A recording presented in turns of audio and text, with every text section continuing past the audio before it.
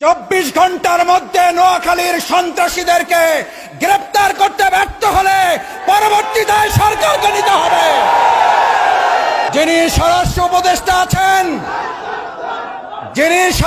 উপদেষ্টা আছেন, যদি আপনারা মনে করেন দলকানা প্রশাসন হবেন, দলকানা প্রশাসন মানবে না জনগণ।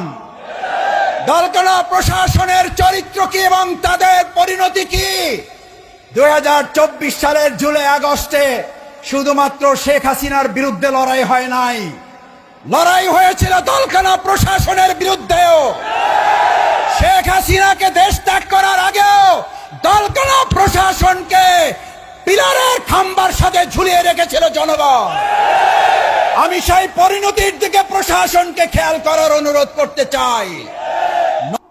4টা বিশ্ববিদ্যালয় নির্বাচনের পর মাথা এমন গরম হয়েছে, এখন মসজিদে ইসলামপন্থী এবং দেশপ্রেমিকদের উপরে হামলা শুরু করেছে।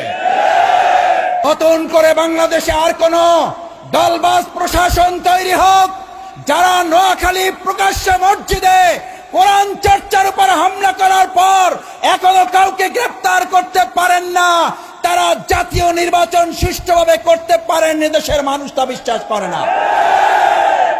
আপনাদের গোয়েন্দা তৎপরতা কোন জায়গায় পৌঁছেছে? একের পর এক জাতীয় গুরুত্বপূর্ণ স্থাপনায় অগ্নিসংযোগ হচ্ছে, দুর্ঘটনা ঘটছে।